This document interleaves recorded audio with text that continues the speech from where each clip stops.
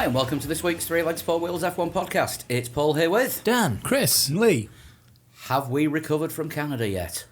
Well, I wasn't there that was a heck of personally, a race. but, yeah, what a race. That was just wow. Yeah, it's a great race. Tell you what, after the dullness that was Monaco, if there were any Indy 500 fans who decided to sort of see how Fernando was getting on in Formula One, that was the race to watch for any crossover fans. Oh, yeah. Not Monaco, Canada. That was probably I would say the best race we've had so far this year. Apart from the front end of it. Admittedly, there was not really a challenge for the lead. No, not at any point. And Dan, was it you who made the point? Did you reiterate someone's tweet yesterday when you said that somebody had said that the top three drivers had the most boring race, and yet they were the ones who were going to be interviewed on the podium to tell them about the race? Yeah. Yeah. To talk us through your race. Nothing happened. Bottas, talk me through your race. Nothing happened. Ricardo, talk me through your race. There's some pink cars behind me for a Nearly while. got overtaken. Yeah, Didn't. Then there was a red one there right at the end. Apart from that, not a lot else. So, yeah. But from fourth backwards, Wonderful. No, well, mostly wonderful. mostly wonderful. Should we start at the back, work forwards? Yep. And starting at the back this time with a double DNF is Toro Rosso. Double DNF. Awful race for them. Sainz says that Grosjean was in his blind spot. So he didn't see Grosjean. So didn't see him, tagged him, ended up going backwards into Massa. Yeah. And got a 3-place grid penalty in Baku for his troubles. I thought Grosjean, Carlos. even considering that Grosjean even sort of brought up his Spa thing, didn't he, with that accident? Yeah. But he was still like pretty harsh on Carlos Sainz. Whereas I think if there's any driver out there which doesn't have the right to criticise somebody else's driving, it's probably Romain Grosjean. But Romain Grosjean criticises everything. For crashes, Yeah. crashing, because like he had half a season, or did he have 2009? Was he in the car all year before they got rid of him? No. he'd won He replaced Piquet, didn't he, at the end of 2008? Yeah, but he was in the car in I 2009. don't know if he was. He was because he took Jensen out at Spa out in Braun because I was there. 2009 was his super crashy year. And then he did 2011 was a fairly crashy year, wasn't it? When he returned, or 2012. Yeah. Well, he One had of a those couple of 2 pretty years. crashy years in Formula Lotus. One. Yeah. So Yeah, I'm just looking at his stats, and there's lots of retirements all Yeah. the time in his Lotus career. So I don't think he's really got the right to criticise other people like that. I mean, the stewards decided that it was Sainz at fault. Oh no, it was. it was. That incident was, But- but Carlos Sainz said he fucking apologised for it. He explained why it was. Apologised to Grosjean. At that point, He put his hands up when he was Yeah. wrong and said, "Sorry, guys, Yeah. I got that wrong." At that point, Which you can't say anything other than fair enough, mate. yeah. Well, when somebody does it publicly as well, Yeah. you just tip your hat. You don't then take to social media to try and scramble some more moral high ground out of it. No. I mean, Grosjean with his, I don't think he brought out the FIA bleep machine. I think they brought out the FIA editing machine because his radio message was missing chunks of sentences. Yeah. What the was that over there? Well, come on, guys, what the hell's going on? It was just like, well, hang on a second, is the editing suite being a bit creative here? Is this Haas editing radio messages? Was he letting go of the push to talk? Maybe. Yeah, maybe. Massa's got the biggest gripe of it all, I think. Yeah, he did, yeah. Collateral damage. Yeah. To be fair, Massa wasn't doing anything wrong. Just going No. into He a was- corner, he avoiding was- everyone. He was slightly offline in the corner. Which And then a backwards Sainz arrived. yeah, but if he'd have actually been in the right place in that corner, Sainz would have taken out the front of his car instead of the back of his car. Yeah. I'm not saying Massa's like all of a sudden fucking Jesus. in No, the car, of course not. But it does make you wonder if Stroll managed to scrape some points where Massa's car would have been on that list. Massa would have been well above ninth. Yeah. Yeah, I think so too. I think Massa would have scored quite highly in the points if he'd managed to continue. But lap one wipeout, that was the first Toro Rosso to go. The second Toro Rosso, I'm sorry, but race control ruined Danny Kvyat's race before he retired. Well, Yes. it was a whole. I'm sorry, but Formula One have got that wrong, and they What- need what's- to do what's the- something. what's the collective noun for clusterfucks? They need to do something to Gaggle of. gaggle of clusterfucks. They need to do something to compensate Danny Kvyat for that, because that was unfair on the driver. It was unfair on the team. They made the mistake and then decided that he should be punished because they made a mistake. That was awful. I mean, it all, Yeah. all came about because we'll go through from the start. Couldn't get off the line for the formation lap. Then he couldn't get back into position by the safety car line on the formation lap because, as he said, everyone uses the whole width of that back straight for swerving to warm the tyres up. So there was no way he could safely cut through to get his position back. Finally did manage to get into 11th. Right, so the penalty is because he didn't stay at the back of the grid after he'd passed the safety car Yeah. line. Yeah. He could have because- chosen to stay at the back and not get a penalty. Yeah, but he was trying to. If he was anywhere other than last or 11th at the safety car line, from what I understand. but he'd already started making his way through. Yeah, he'd already Right. started making his way through, but he couldn't get the last places that he needed to get back up to 11th. So, according to the rules, he then should have dropped to the back of the grid, but he was trying to pass everyone, but couldn't do it safely. I have another theory. You always do. Yeah. Go on. So you've got Dave, random penalty man, Yeah. up there in the steward's box. It was, Yeah. it was actually Derek this week. We'll say Derek. Yeah. No, it wasn't Derek, was It was it? Derek Daly. Oh, Derek Daly. So we've got Derek. We've got Charlie. And Derek goes, Charlie. I said, what, Derek? Do you want to laugh? All right, Derek. Well, remember when Kvyat looked like he was going to have a nervous breakdown when he got really upset? Do you want to see it again? He was fairly hellacious on his team radio as well, wasn't he? With every bloody right to be. Yeah, Because, yeah, it you know, was they shit. gave him the drive-through, and then it was, oh, sorry, you should have had 10 seconds. Yeah. Which effectively gives him another drive-through and 10 seconds. Yeah. Yeah. And then for the pit stop to go wrong. Yeah. Because they brought out the Ultras. Well, I think what happened There was from... trouble at the rear, wasn't Yeah, there? I think the The rear wheel wheel was was broken. broken and they couldn't Yeah. put it on, so So they had to bring out an entirely new set of tyres. which are of course attached to the wheels. Yeah. And if he didn't have any ultras left, they would have had to bring out the softs, which was why they were bringing out the softs. Yeah. But wasn't and he then be- complaining about some sort of damage anyway at that point? He was there was some sort of issue with his car. He said there was a vibration. Yeah, Yeah. so that's what I'm thinking. It might have actually been something to do with the back end. That's why He they may couldn't have get the tagged a wheel wall on. Yeah. somewhere. Yeah, Or possibly running over debris on the track because there was a lot of bits flying about everywhere. And a Ferrari cap under the bridge. Yes. Thank you, Kevin Magnussen, for your... Do you think they just told him to turn the car off because of the amount of time it was sitting there Well, overheating? Yeah, I that's think it why had they- sat, why they told sat you, there right. overheating Yeah. and damaged it. and most of that he heat did was go coming back out his out head. after that stop. He went back out after that stop. Oh, did he go back out? He Did he? did 2 laps and then retired. Oh, I thought they just turned the engine off. No, they turned the engine off while he was in the pits. Then they fired the car up again to get him out. Right, that's Because what he I was thought. sat in the pits so long Yeah. waiting for the extra set of tyres with the extra 10-second penalty on top of it. Yeah. Which is very similar to what happened to Massa last year, was Excuse it? me. Bless Where- you. When he needed his seatbelt rebuckling. Yeah, and then... And I think he went out, did a lap and had to come back in because the engine had overheated. yeah. Very observant, Dan. But yes, now you Or mention making it. that up.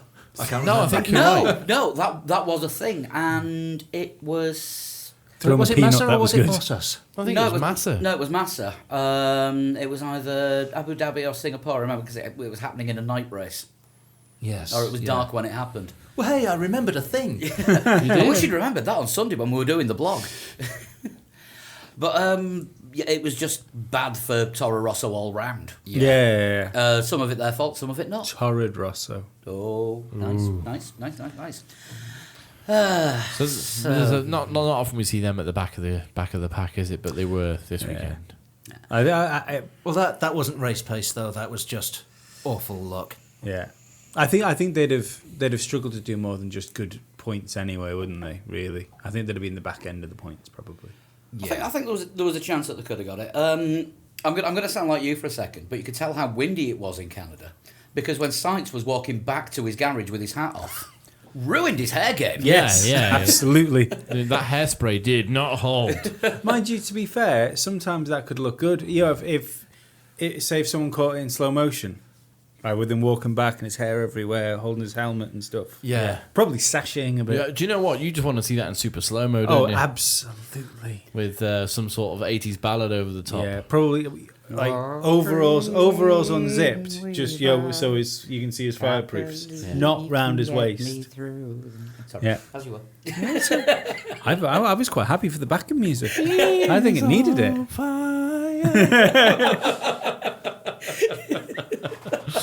Oh God, it's going to happen, isn't it? uh, Carlos Sainz in a slow-mo aftershave advert.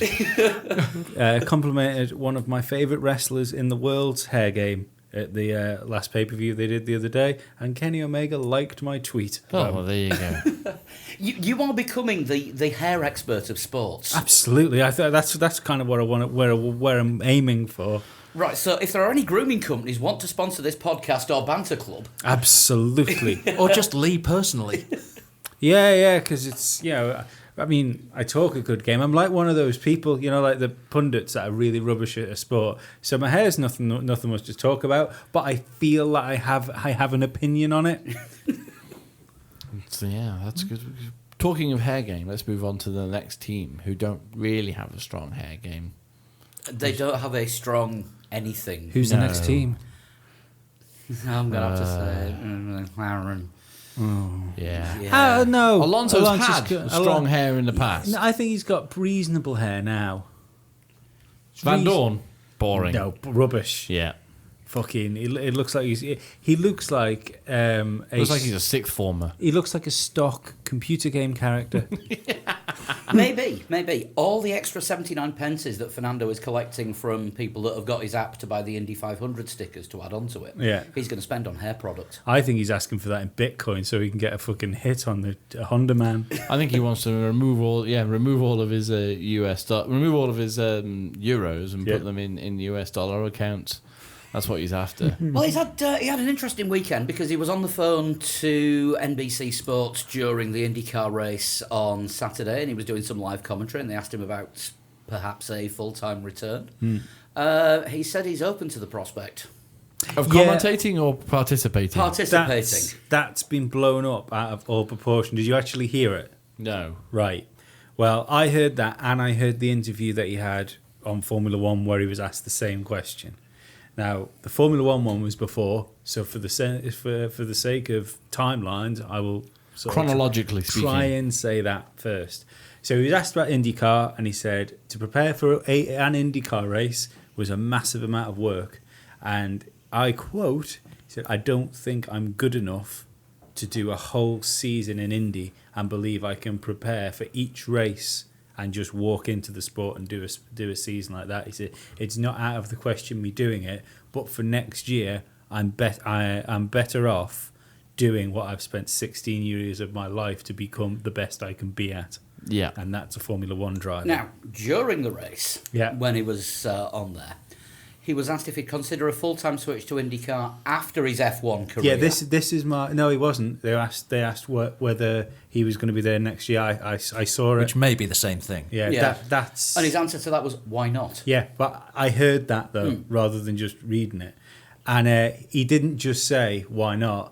He was pressed and pressed and pressed on it. I didn't hear it at the time because I got Yeah, back. it I was was out just and got back in halfway through it was the a race. passing comment of like, oh yeah, why not? Why it's an Yeah, option. who knows? It's something to because don't forget he's gained a lot of fans as well. So if they say, do you ever fancy coming to IndyCar? He's not going to go no. Yeah, no, that was shit. I'll come back and ring you and win your big race. I hated looking like I could win it and then the engine blowing up. Yeah. Yeah. So I'd much rather look like I could come last and then the engine blowing up.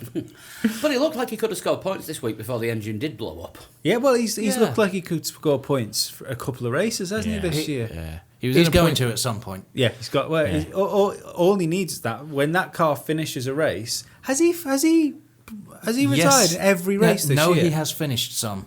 No, this year he hasn't finished a race yet. I don't we think he had has. this conversation on Sunday, and Paul He has said, finished. Are you Bahrain, was it? Are you sure it's not just like this race? Because he's classified this race. No, there is. Oh there no, is he actually- did finish in, No, in it's- Spain, wasn't it? Yeah, he finished Spain. Yes. Where? Well, 14th. Barcelona. Yeah. Sorry, he finished 12th in Spain. He was classified as 14th in Bahrain, but he'd already retired. pulled out. Yeah. But no, Spain he actually did. That's when he got the tow from Vettel and was following Vettel around for Yeah. a few laps towards the end. So yeah, sorry, yeah. He has Incidentally, finished the pulling out is what he wishes all the Honda parents had done. race. Oh. But Honda He wishes mechanics. what he wishes what Honda. He wishes that's what Honda had done a long, long time ago. I think, yeah. But yeah, It's just Let's have the conversation then. yeah. Zach Brown's upset. He's publicly upset, so privately I imagine the steam coming out of his Yeah. ears. Yeah. And I got to admit, I thought when Fernando Alonso's car went kaput and he came on the radio and said, engine's gone, and then it cut to a scene of him in the crowd, halfway up the crowd in that grandstand, throwing his gloves up into the audience and taking his helmet off Yeah. and giving somebody else his balaclava and just sort of sitting down with them all. Apparently he stayed there for the rest of the race. Both laps.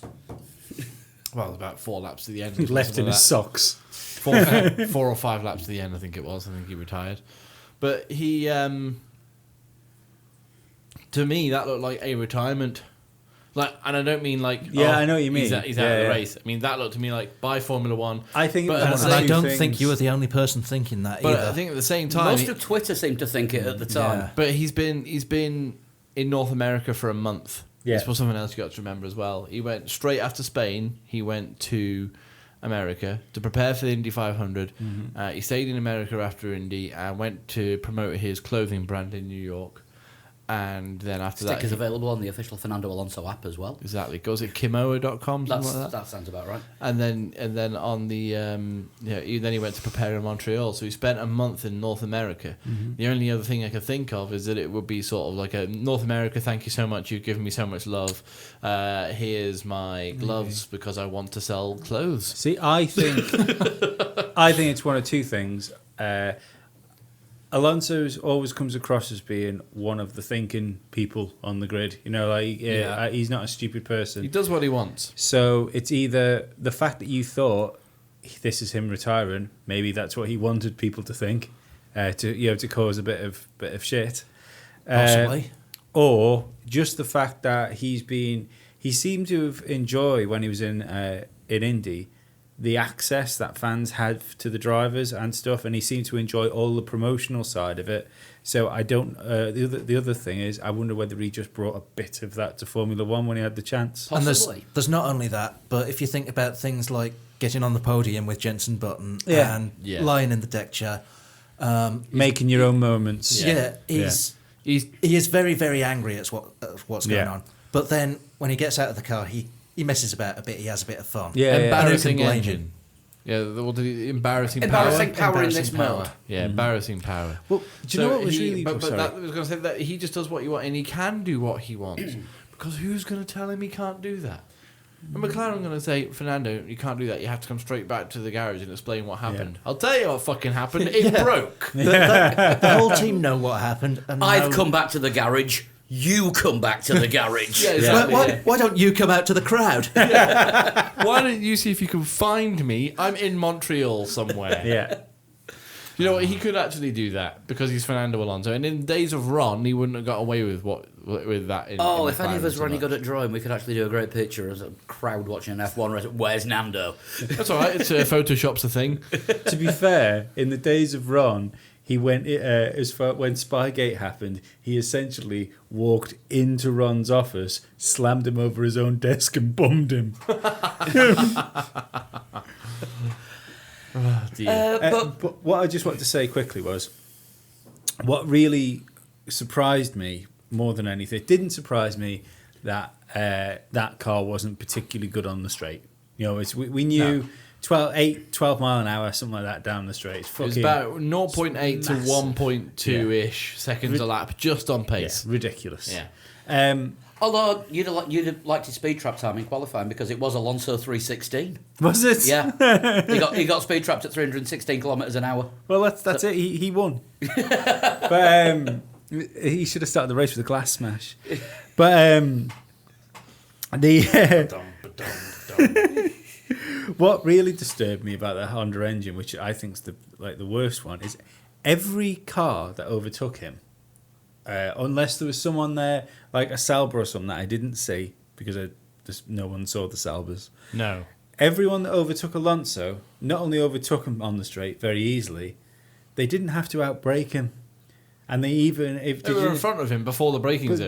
They got back in online before the braking zone. Made a cup. Literally drove round them. Yeah. You know, it's embarrassing. Well, he said it, didn't he? He said power like this is embarrassing. It's embarrassing for the team. It's embarrassing for Fernando Alonso. It's embarrassing for Stoffel Van Dorn to try and develop his Formula One career in that car. Yeah. And tensions are starting to boil over. Honda have been quite quiet. McLaren are starting to get quite vocal. You can tell how bad the situation is when Eric Boulier has an opinion and voices it publicly, rather than just deflecting the question. Yeah. When Maldonadoing. Yeah, when Boulier doesn't say we will continue to push as hard as we can, when he says it's not good enough. Yeah. It takes a lot to get an actual definitive statement out of him. Well, I think he says whatever's written on the palm of his hand. But by cake. Yeah. Oh, damn, wrong hand. Die Honda. But Die Hard 6, Die Honda. yeah. Do you think because they're trapped in a deal with Honda, and that seems to be the main thing at the minute, is they look like they want to go to Mercedes. There's been meetings with Mercedes and Toto Wolff. It's Zach Brown, isn't it? Yeah. Toto Wolff and Zach Brown played golf. Yeah. With who? With Carlos Sainz. Carlos Sainz. Yeah. But As the caddy? is it Dr. Zurcher? That's Dame Lagarde. Dieter Zetscher. Dieter Zetscher. Zetscher. Yeah. Dr. Zetscher sounds like a chocolatier. Yeah, he does sound like No, they make pizzas, do they? Dr. Zetscher. Yeah. Genuine Italian pizzas made in Germany. Sorry, carry on. Right, hang on. Need to gather my thoughts. They're fucking everywhere. I need to make sure I gather the right ones, as otherwise we'll never have any listeners. So, McLaren essentially are having meetings with Mercedes. We know this. It's been seen around the paddock that that's what's going down. So, if it's a case now of Mercedes have agreed in terms maybe to supply them with engines for next year, and it's a case that now they have to get out of the deal with Honda, are we going to see the rest of the season where McLaren go out of their way to get sacked? I think there will be a performance break clause available. But there isn't, by all counts, there isn't. Do you think we're going to be seeing a sort of Christian Horner Renault style meltdown? Red Bull 20, whatever it was, 15. I think we're seeing it. I think this is the beginning. Where Renault, they Red Bull essentially put Renault in a position where Renault were like, well, we don't want to put our name to you anymore because you said so many bad things about us. Yeah. And then I think there is a huge difference between Renault, who'd been winning them world championships for a lot of years, and then had one off year, and 3 months into that, Christian Horner was bad mouthing them, and Honda, where we're into the third year. Well, that's what I mean. McLaren have been more patient, but it's the same. It's along the same lines. Yeah. Where McLaren are. Their strategy is to put themselves in a position where Honda turn around and go, we don't want to supply you anymore because it's not nice to hear the words you're saying about the people who are working really hard at Honda. But the problem is that Honda are now making as many conciliatory noises as possible, saying, we know there's a problem and we're trying to do something about it, but we're not succeeding. But like the engine upgrade, which is supposed to definitely be ready for Montreal. No, Honda have never said it will definitely be ready for any point in the I season. thought they were told. They just said it was coming. They've said it was coming. It was McLaren, was it, who said I think that McLaren have said that they hoped it'd be there for Montreal. Right, and now they don't think it's. I even ready for thought Baku. they'd. I mean, yeah, but if Honda said we think it'll be here, we hope it'll be here for Montreal, they must have been given some indication. If McLaren said that, Yeah. yeah. But the other thing to think about, which was on another Formula One podcast, that's There's I no listened other to. Formula One podcast. You splitter. That's very fucking wrong. I have a little willy. Thank you, Jacques Villeneuve. And for anyone listening, yes, I did make it quieter this week. Apparently, I mixed Jacques in too loud last week. As in people could hear him. Yes. So Honda are paying Alonso, yeah, essentially, And then some. and then some. So they're giving McLaren 100 million a year. So that kind of you're going to notice 100 million a year not coming in your bank account. Yeah. And also, If you're picking up constructors' points and the bonuses that come with them, Yeah. and the sponsorship that comes with them, but apparently, if Honda leave, their McLaren can only offer Alonso somewhere in the region between 5 and 10 million, which is essentially what they were paying Jenson Button, is what we're talking about. And he's getting 25, apparently. 30, Is it 30 million. 30 million a year. So at that point, I mean, I don't think Alonso is tight for money. I think he's probably all right. What was it you said before the weekend? It was along the lines of it wasn't as quite as abrupt as start winning by September or prove to me that you can start winning. Build a September. winning car by September, or I'm looking at other options. Yeah, you see, Was- but was the he, basics of he it. did go back on that, didn't he? He said in the conference that we must win by September, or I will look at other options for next Yeah. year. But he since went back on that. He said he said I probably spoke out of turn. I don't expect us to be winning by September, but I want signs to show that we can win by September. Yeah. Because he's realised that September is only this year. Yes. So, I mean, what signs of winning would that be finishing? I mean, the crazy thing is that it's a bit of an enigma, Honda, innit? Because it blows up, it's fucking dead slow on the straights, and then all of a sudden Alonso goes 7th. In qualifying. It's fucking weird. It's got the pace. It just can't keep it for very long. Yeah. And that's why in race situations, long runs, it's down so many horsepowers. But the thinking is, when we last had virtual stat man Sean Kelly on the show, he said if you were to put a Mercedes in the back of that McLaren now, so I think you'd be looking McLaren being around about where Williams are.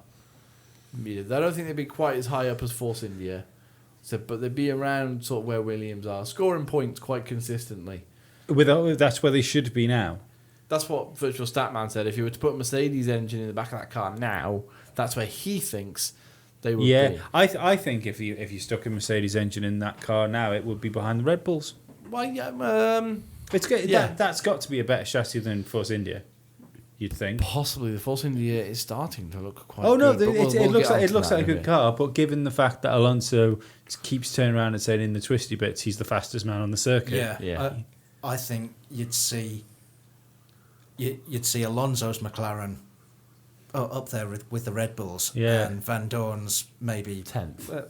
With the Williams a bit behind. I'd argue. behind Massa. I'd argue you might see them fucking knocking the Red Bulls down.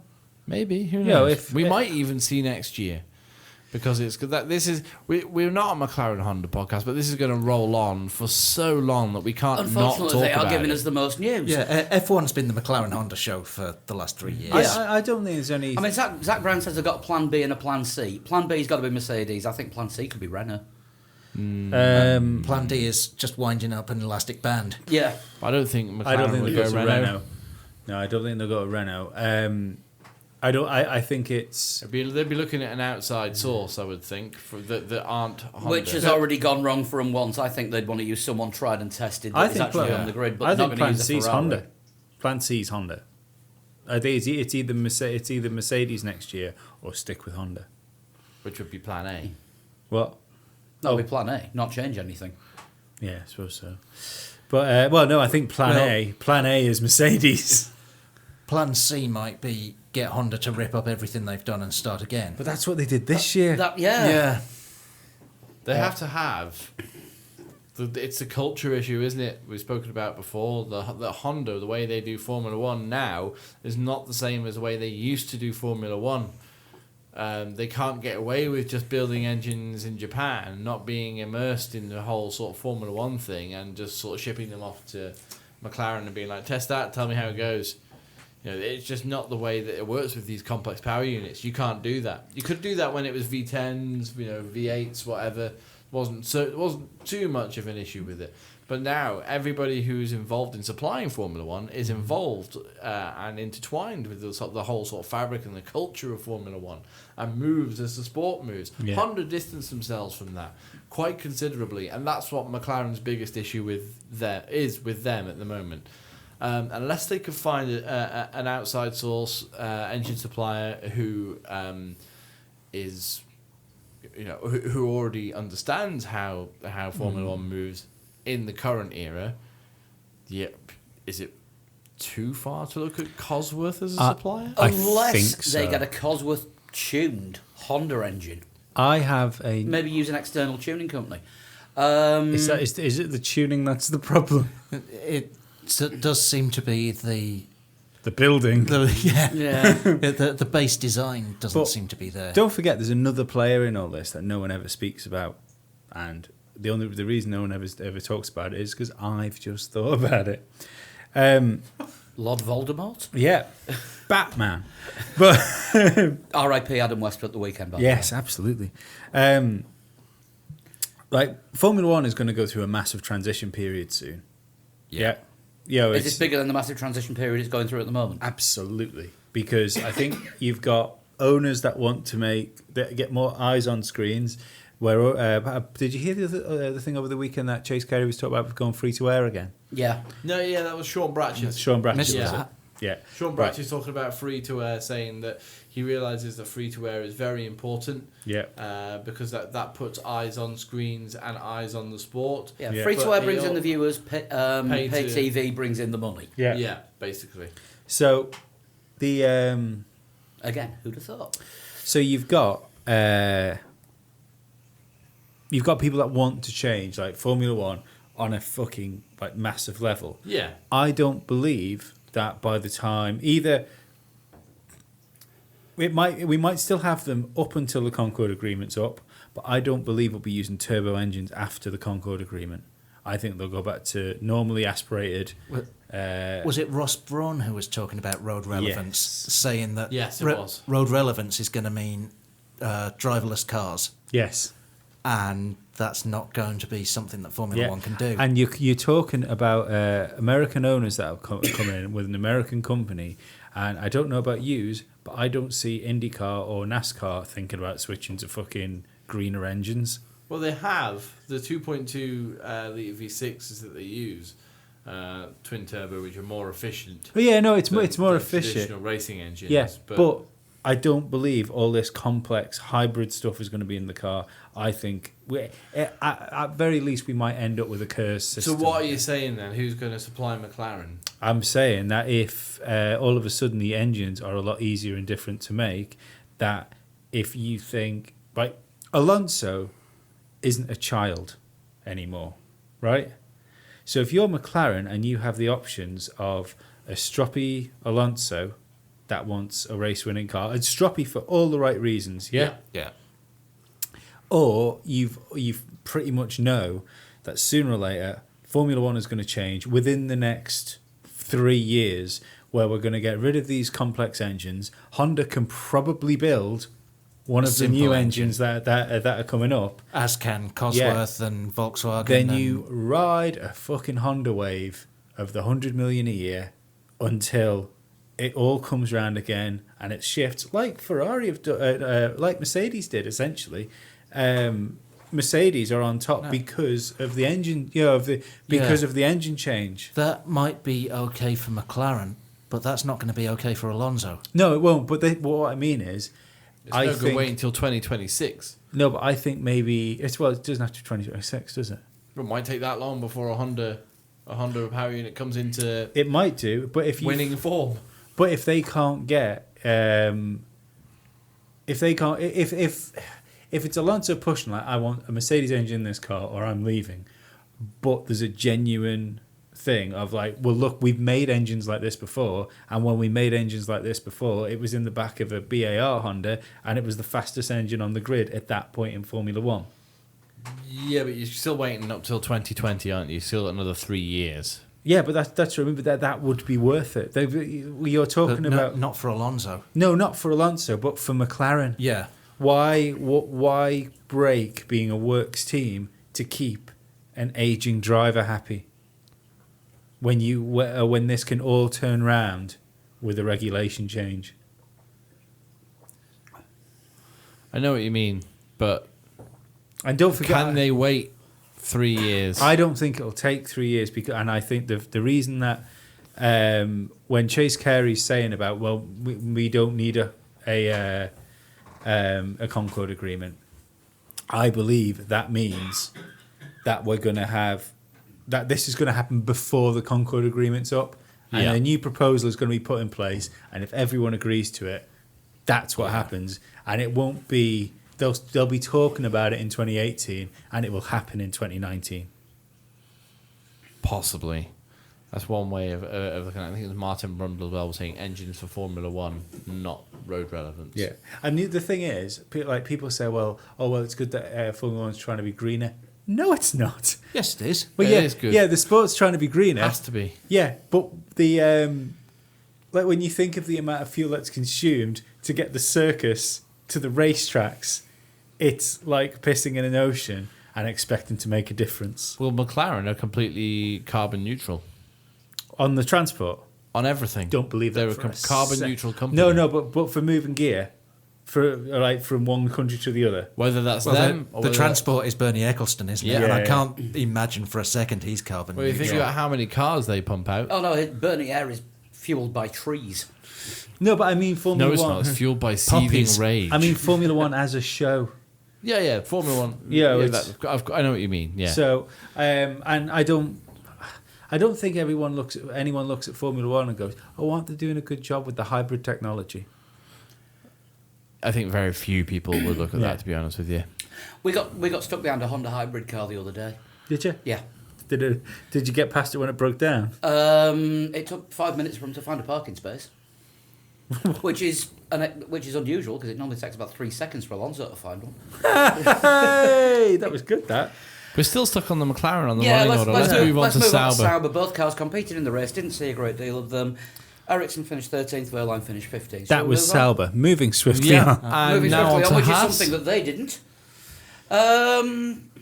Points for Grosjean, nothing for K-Mag apart from some quality hat spotting. Yeah, I tell you what, bloody eagle-eyed bloody Magnussen spotting that there was a Ferrari cap, specifically a Ferrari cap It was under the black, bridge. though. Well, it might be black with a Ferrari Might be badge on the black. front. Yeah. But yeah, there's a Ferrari cap under that It was bridge. good though, wasn't It it? was spot on when he's doing like 180 mile an hour past it. Well, that's Ferrari, that. You know what I mean? Like, just craning his head out of the cockpit because the drivers can't see what's around them. He would have seen that when it was like way, way up ahead of him. So that's if it was a Ferrari cap. That's. I'm gonna guess that Kevin Magnussen's got some sort of superpower. Yeah. Hope he sees his Albino man. Conspiracy theory time. Heads-up display Iron Man helmet. What? He's got a heads-up display on his Iron Man style. Oh, maybe. helmet. Yeah. I hope he can see his P45 as quick. And it was less of a polarising race for Haas. Usually one driver does very well, the other driver does less well. But Grosjean scored points. Well, a point. Which is pretty good considering he had to pit at the end of lap 1 after his collision with Sainz. He did quite well to stay out of the way of all the carnage that ensued after that. Yeah. But having to pit and then still get out and finish 10th worked very well for Romain Grosjean. Kevin Magnussen did all right. I think he made up a load of places at the start. Did he make up like 8 places or something at the beginning? Yeah, it was like, how the hell has he got that far up? Did he pass Grosjean on the... fair enough, Grosjean had that collision. Yeah, but he passed Grosjean on the first lap or something, and everyone was like, how did he make that many places up when he started like 18th? But yeah, fair play to Kevin Magnussen as well. Stuck it out, and 12th place is not great, but it's sort of where we're expecting Haas to finish at the moment. Mhm. So that wasn't a terrible race for either driver. No, reasonable. Reasonable weekend for both, despite the fact they spent most of Friday going backwards. Well, Yeah. that's the sort of team that when teams like Toro Rosso and stuff drop out, and You want them to be picking up the points. Yeah, do you know what I they mean? have But yeah, so for Grosjean to pick up a point when we still had quite a strong top 10 finish, was good. Punching slightly above the weight. Well, no, not really. Just because you had Massa was taken out of the equation and Verstappen was. Grosjean probably wouldn't have scored points, but they have to pick up the points. Even the Toro Rossos as well. Yeah, exactly. Probably have been above them. Yeah, but you have to pick up points when things go their way, and they did, which is you can't say bad about Haas. True. A good effort. Yeah. Things not going their way. Williams is next on here. Massa. Well, Wrong place, wrong time. Couldn't do anything about it. He got a Sainz up the back end. Absolutely unlucky for him. Yeah. Unfortunate, Massa, and I don't see why there was an investigation with collision between cars 55 and 19. Because the stewards were looking at the TV coverage, all that was shown on the world feed at first. When that came up, was Sainz coming out of the corner backwards and Sainz taking Massa out. Yeah. Yeah, but They didn't know that Sainz had already tagged Grosjean and spun. But the thing is, even on the world feed coverage, it quite clearly showed that Sainz had no control of his car, what direction it was going. Yeah. He probably had let go of the steering wheel by that point and admitted defeat, and just so happened to tag But Massa. there was nothing to show why Sainz was doing that had he run wide, was the question. Yeah. Yeah. Because the first thing that the three of us that were doing the blog said was, why the hell was he facing the wrong way on the grass, doing 120 miles an hour? Yeah. We didn't know about the bump with Grosjean until 5 minutes later, which is already after the stewards had said that they were investigating. Yeah, which was unfortunate for Massa. First lap DNF. He's done quite well this season, and quite happy to be proven wrong by Massa after saying that it was probably the worst decision Williams have ever made. I keep saying it. I'd still love to know how good that car actually is. Yeah, we're not going to find out. No. Although Lance Stroll. But yeah, they did get points. Yeah. Well done, Lance. Without Massa finishing. Well done, Lance Stroll. We have ragged on Lance Stroll since day one, rightfully so. Mm-hmm. This is the first race where he's looked like he might be a Formula One driver. Yeah, well, he finished. Loads of people crashed out. It's not just that he finished. It's the racing that he was doing with Magnussen and Hulkenberg. Yeah. I think Three-way racing as well, because they were all fighting each other at the same time. Yeah, there was a moment there where it looked like it was all going to go awry into turn one, but yeah, it was a grand race. I don't feel like he's proved me wrong yet in how I feel about him being in Formula One. I think he's made progress. I think we'll see if he's made progress next week or whether this is the exception that proves the rule. Possibly, yeah. But at the moment, it looks like he's moved forward. If he can carry on moving forward. Well, he has moved forward in the fact that he scored points. It's taken him 7 races to get there. Yeah. Remember the 2009 season with Force India? They were into their second season. They'd never even troubled the scorers up till that point. Fisichella had that incredible Belgian Grand Prix. Yeah. And then after that, Force India actually got their act together and were regularly competitive. I think we're seeing the same thing could be seeing the start of the same thing on an individual level with Lance Stroll. Does anybody Maybe it's remember just the the gap? boost that he needed? Does anyone remember the gap in qualifying? I don't, between him and Massa. Quite big. That's what that's the important thing. Yeah, Stroll was well down. Yeah, on he Massa. finished where he did because he's got a Mercedes engine in the back and a massive straight, and a load of people crashed around him. That's why he finished where he did. Otherwise, he would have been 17th or 16th, like he usually is. He also put in the 6th fastest lap of the race. Yeah, but tyres. It's we always fastest laps. Given what the boots are nowadays, means nothing. Yeah, I think. No, I don't disagree wanna- there. It's not like Monaco where he put the tyres on right at the end of the race. I don't want to be too negative about Lance Stroll. No, I'm not being negative. I'm just saying I don't think there's any reason to be positive yet. No, I think there is. I think You've still upgraded him from negative to neutral. Yes. Yeah. Yeah. Optimistic, should we say? Not positive, optimistic. No, perhaps. optimistic says I'm expecting something. I don't. Yeah. I expect you, negativity. No. You hope, you never expect. But yeah, no. I think. See, the thing is, it's not his racing that's the problem. It's not. He's not Maldonado. He's not crashing all the time.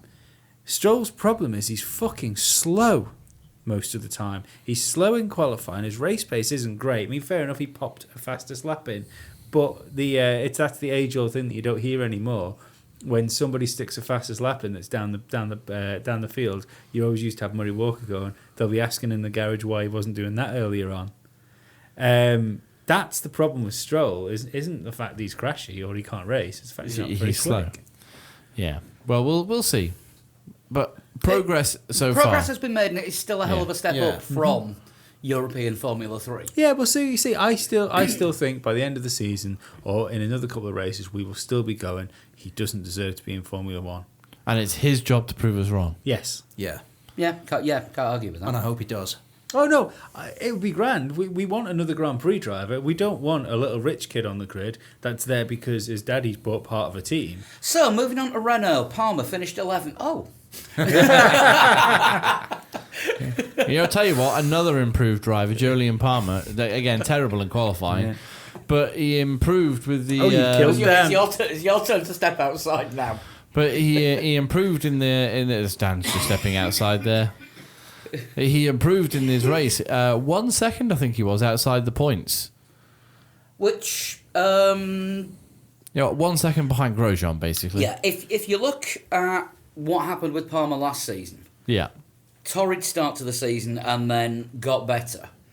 This could be him doing what he did last season. He'll Possibly starting to improve now. However, there's... I still think what I was saying about Stroll applies to Palmer. However, the pressure on Palmer, I would say, is greater when he's got a competitive teammate. Yeah. Yeah. And also, he's been there a year longer. I'd argue, that Yeah. I'd argue With yourself. You generally do. Yeah, I'd argue the pressure is on Stroll more than that because to be beaten by Hülkenberg, who people rate highly, Especially Hülkenberg. is expected. To be beaten by the old guy, which was going to retire, is embarrassing. I'd say more pressure comes from there. Well, what I'd say is for Stroll, you can say he's new to the sport. He needs time to learn the car and learn how to. It's second season for time. Yeah. Whereas Palmer, he doesn't have that excuse anymore. Palmer doesn't look like he belongs in Formula 1. At the moment, but this weekend, while as you just said before, could be the exception that proves the rule. Yeah. 1 second away from scoring points, and and his teammate Hülkenberg did score points, finished quite a strong 8th place, which for Renault, given their last few races, is is a quite big step forward because. I said way back at the beginning of the season, when it comes to the development race, I think Renault could be one of the people who make the biggest leaps in the development race. I think they have done. I think they've already done on that. the way. Yeah, they're well on their way up to just 2 seconds behind the Ferraris. Yeah. Yep. When you look who at where Hülkenberg was. Yeah, Yeah. 2 seconds behind Raikkonen. Well, there at you the end go. of that race. Raikkonen up until the last few laps was having a Yeah. pretty good race. That doesn't quite give the whole story, He does did it? have that break by wire issue, didn't he? But the another lap, and who knows, Hülkenberg might have passed Raikkonen. But yeah. Well, I mean, the reason I think there was so much pressure on Palmer, Strong especially and this stable weekend. Nico Hülkenberg. But no, the whole Palmer thing. Don't forget that Renault had Sorokin and Latifi there with their seats. And were they planning on possibly sticking one of them in the car during FP1? I don't think they're going to do. They might do it during practice, but I can't see it happening. Oh no, not in a race. In a race, but, yeah. Were they going to drag Palmer out of the car and give his car to somebody else in free practice? I think we might. I think when they start doing that, that's when we can start saying goodbye to Joe Palmer. Well, I think we're going to talk a little bit later on about drivers and Renault, aren't we? Yeah. So we'll get to that. But then. it came as a surprise to me because I didn't actually know that Renault had any part of Latifi. But we'll get to that in a bit. Yeah. But yeah, I like his name. Nicholas Latifi. Yeah. It sounds like what an Irish person calls a thief. Hey dear. But yeah, steady race from Hulk, as he always seems to do. And he's missing Le Mans this weekend. Oh, Because he can win it. He can win it all by himself. We've got Red Bull down here next. Danny Rick back on the podium again. Sharing his shoes with Sir Captain Picard, Professor X, Patrick Stewart. Yeah. Yes. Great, that one. That was brilliant. Can we have He's- Patrick Stewart he's for every the best. podium interview? Yeah. He's the best. He has won. Yeah. Although he was pretty much winning even before the shoey, wasn't he? Yeah. Yeah. The drivers seemed really to like having him on the podium. Yeah, he knew what he was doing the talking interview. about, and Yes. I think that's Yeah, he's the a fan main of the thing, sport. yeah. Him and Benedict Cumberbatch are the best celebrity Formula One interviewee people. I don't know. Arnold was pretty Arnold good. was good. Oh no, he was a shit interviewer. It was cool because it was Arnold Schwarzenegger, but as something that he made as much sense as Eddie Jordan being there. And let's face it, as far as celebrities go, George Lucas set the bar as low as possible. I'd like to see them all fight. Remember Celebrity Deathmatch on Yeah, MTV? MTV, yeah. That would be ace. Yeah. Sherlock versus Captain Picard. Yeah. Yeah, I'm with you on that. You'd have to throw David Tennant in as well, wouldn't you? Yeah. Anyway, Anyway, Danny Rick getting third, just sat there and drove, really. He was given it by fucking Force India, that's why. we'll come to them in a second. We'll come to that. Yeah, Danny Rick also inherited it sort of from his teammate as well. There's almost no doubt in my mind that. Almost no doubt in my mind. What? And probably inherited it from Vettel as well. Yeah, Verstappen would have been miles ahead of Danny Rick had his car not broken down. There There would have been a C between Bottas in second and Verstappen in third. You think? Yeah, I think. and there would have been another C between Verstappen and Ricardo. I think. I think Yeah. I think Verstappen would have come second.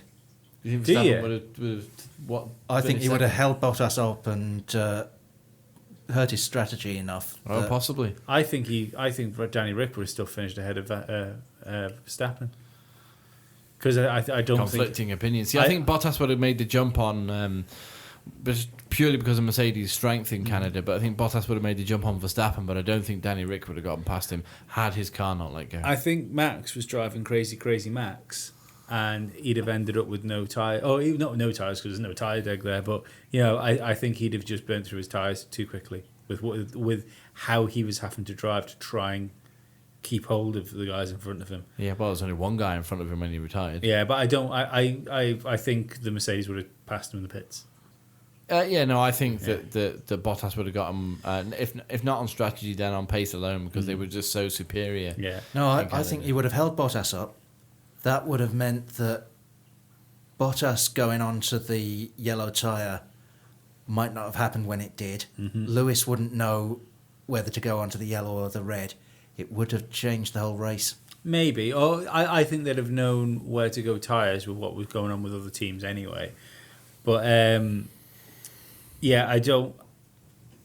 don't think there's enough of a difference between Verstappen and Ricciardo to think that he could have been any further up the road than Ricciardo was. I don't think in terms of driver quality there is, but race to race there generally is a fair gap between them. So at one race you'll have Verstappen up the road and Ricciardo down it a bit. Yeah, but I don't think Danny being down there, I don't think it was anything to do with his driving. I think it was everything to do with his car. And realistically, I don't like he outperformed the Red Bull there because both, as we'll talk about in a minute, I think both Force Indias really should have been ahead of him on pace. Like if you just put car to car, the Force India was a better car than the Red Bull this weekend. I agree with that, but I think Verstappen was lining up to have a far better weekend than Danny Rick was. Yeah, I agree with Dan. Yeah. I mean, the one thing you can definitely say about Max was hell of a start. Yeah, Oh, yeah, it was a brilliant great start. I had to watch the replay to see if he jumped it. Yeah, Yeah. lucky not to get a puncture Yeah, taking Seb's when wing he out took on Seb's that wing first. out and the floor, as it turned out, as well. Yeah. Thought And my Kimi bet was on there because I thought, well, if that Ferrari's going to end up being as quick as everyone thinks it's going to be in a race, Vettel's already been compromised, so they're going to have to put all chips in with Kimi. Then it all fell to bits because I put money on it. If you bet. Never do a 3 legs, 4 wheels. I bet on the safety car, Dan bet on the safety car and it didn't win. Well, no. You bet on there being a safety car, and there was. You had that in within a lap. You also bet on Ocon finishing 3rd, didn't you? And that was so close, and that was 50-1. Yeah. That was a shame. There's ranting to come about that. The fact that we're not an excessively posh biscuits. Well, we tonight. might as well go on to. Well, they're not next. Are they not next? They're not next. They aren't next because it is Ferrari next Of course, Ferrari. that we've written down. Yeah.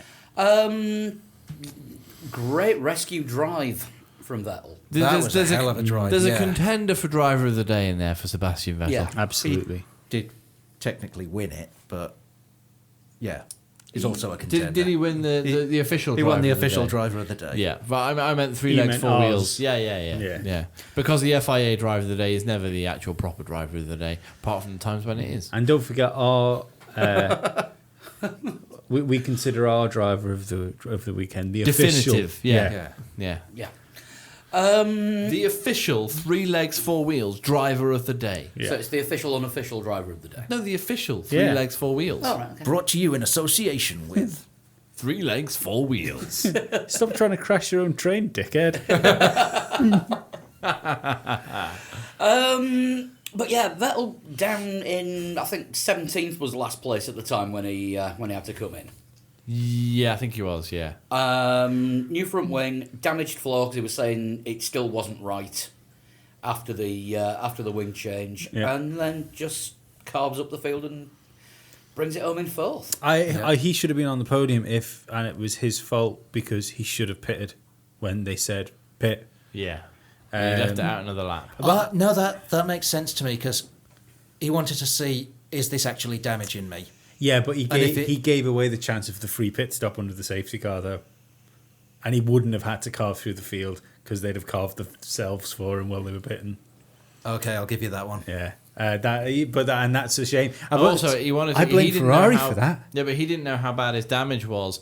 Yeah, and but Ferrari did. Ferrari should No. have fucking told him. Yeah, but Ferrari were told by race control that the Seb would be black flagged if he wasn't pitted within 3 laps. Yeah, but regardless of being told by race control, they should have turned around and said, "No, Seb, you're missing half your front wing. Come in." Yeah. Yeah, it was a poor call by Ferrari. Felt sorry for Raikkonen towards the end as well with the brake-by-wire issues. Do sometimes get braking issues at Canada. Remember when both Mercedes gifted that win to Danny Rick? Yep. 2014. They need stronger wire. Stronger wire. Remember when Lewis had brake issues coming out the pits and took Raikkonen out? Yeah. That was in his McLaren Also in the days, pit wasn't lane? it? That was a whoopsie. Yeah, brake issues because he didn't want to use them. Is that when he drove into the back of him? Yeah. Yeah, I remember that. Yeah. When they were waiting for the safety car for Yeah, him to pass. yeah. It was that 2008 or 9? 2008. Yeah. I think Kimi was on his way out of the pit lane and realised that it was on red, so he had to stop. And as he stopped, Lewis didn't realise that the pit lane light was red, and he ran into the back of Raikkonen. Yeah.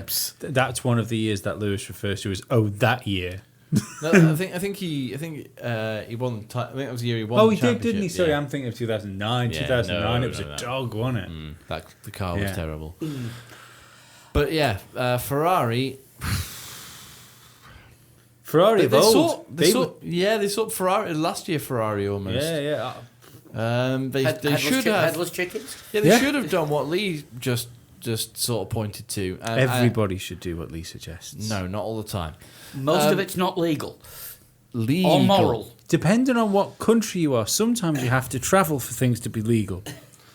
And they should have thrown all their eggs in Raikkonen's basket and let Vettel just carry on carving his way through the field and see where he ended up. Yeah. And But as they were running around like headless chickens, they couldn't see where they'd laid the eggs. correct. But they didn't, in my view, they didn't give Raikkonen enough support or strategy to get up there and really take the fight to Danny Rick, the Red Bulls. Danny Rick, the Mercedes. Is Kimi now an afterthought? No, because the issue here is No, Ferrari made themselves an afterthought. but for some reason they didn't really have the race pace they thought they were going to have, because I don't think they could have won the race anyway.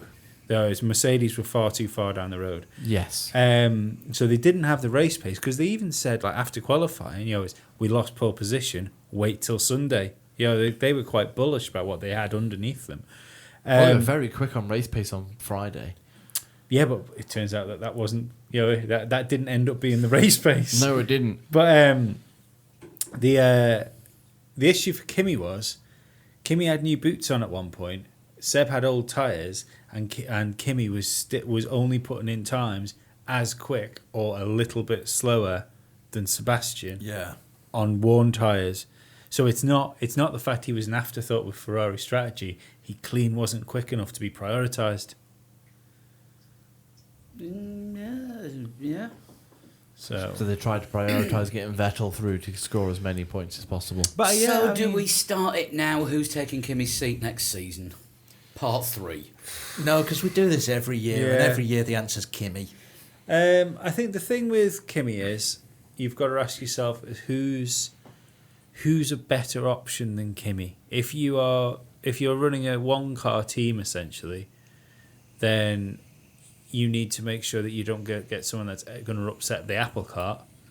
Because I think certain drivers, like Hamilton to a certain extent, I think over the course of a season, he needs a teammate that'll keep him honest. Push him a little. Yeah. Drivers like Vettel and Schumacher, for instance, they perform much better when they get into the car of the weekend and they know it is their team. Yeah. Basically, they need a bitch. Yeah. I don't know, because people like Barrichello, not on most races, but Barrichello could occasionally wipe the floor with Schumacher. Yeah.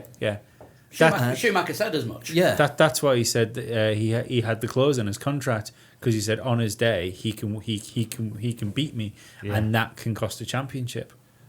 So I think that was probably good for Schumacher having Yeah. someone who could do that to him. Yeah, and but it he would knew he couldn't, because he knew he wasn't allowed.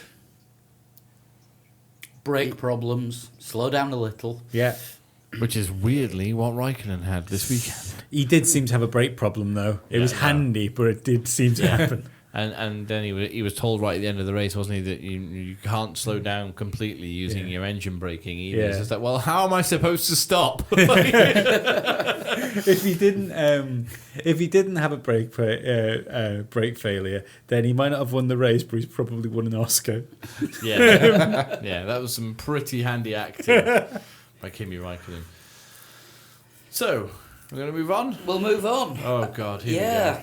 Biggest talking point of the weekend. Yeah, the Pink Panthers themselves. Force India, did they shoot themselves in the foot? Yes, should have been third. Ocon would have got past. I think they should have swapped them under the guise of, right, we're going to swap you because we're under threat from Vettel, and if Ocon does not get past Danny Rick, he will let you back pass before the end of the race. Yeah. They said this. They said this over the radio. But they weren't firm enough with it. They The should have thing said, is, let him they pass. said, if we do it, we'll do this. Yeah. There shouldn't have been ifs And involved. Perez said no. Yeah. They, Which led Ocon to say that wasn't It's- fair. it's not some American quiz show. The answer did not need to be in the form of a question. And the thing So it is, put their whole race in jeopardy. Hey! and the thing is, Perez's defense was he never got close enough to make a move. You mean apart from the time when he did, and you defended so hard, Vettel got past both of you? Yes, Yeah. that would be the one. Yeah. Disgusting behaviour. I'm sorry, but from Force India and from Sergio Perez, disgustingly Absolute. selfish. It's a team sport as well as a personal sport. Force India should have been more Force. aggressive. Yeah, more force, Yeah. more aggressive with their team.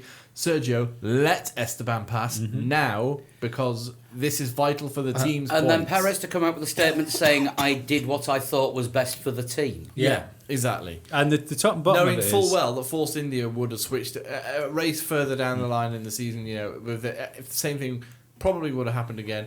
Esteban, we gave you the podium in Canada. Switch Sergio. He's gonna get. It's only right that he takes these points. It's that would be the fairer thing to do. top and bottom of it is, Danny was struggling. Yeah, Perez was all over him but couldn't get past him. Yeah, whereas Ocon Yeah. was getting closer. Ocon was quicker than Perez, therefore I think he'd have got past him. Yeah. It's not a fucking. I mean, when you think about it as well, Ricciardo didn't even have DRS because No, he was the front of the train. Yeah. So I don't Ocon understand. couldn't get close to Perez because Perez always had DRS over Danny Rick. Is Well, this? It's Sorry, not Danny. not only that. Darren Entwistle on Twitter asked, why didn't Ocon overtake Perez if he had the ability to overtake Ricciardo? Surely he should have been able to because overtake they both Perez. had DRS. Yes. No, what I'm saying is that when you're trying an overtake on your teammate, you really, really, really need to be sure you don't take both of you off. Well, it has to be clean. It has to be clean, and it has to not hurt either of your races. Which is why Perez Which should is- have let him pass. Which is why teammates swap rather than fight for position. And there's another reason why Ocon could have got past Ricciardo when it would have been more difficult to get past Perez. Renault, Mercedes. It's going to be harder for Ocon to get past Perez because down that straight they've got the same amount of horsepower available to them. yeah. It's the issue Perez had was his tyres weren't there anymore, so he couldn't commit to an overtake. He'd also overheated his car a little bit by following Danny Rick too much. Yeah. But for Perez to have the audacity to come out after the race, and I like Checo Perez, I really do. But for him to come out, did like him. But for him to come out after the race and say, well, he never got close enough to make a move. That was my first reaction. Was like, you mean like that time at the end of the straight when you defended from him, and then Vettel passed the two of you? lies. Yeah. You And both lost time he going through took that game. such a swipe at him as well. That it could have been, which is unfair. It could have been Force India 3rd and 6th, or 3rd and 5th, or 4th and 5th. Yeah. What they ended up with was 5th and 6th, Mm-hmm. because the team were not proactive enough in getting that message to Sergio. You have to swap.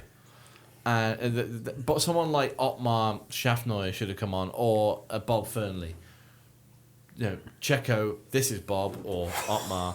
Swap places now. That's a team order. The problem Vijay is, Mallya has got involved with this from his secret hidden bunker on Twitter. In London, Yes.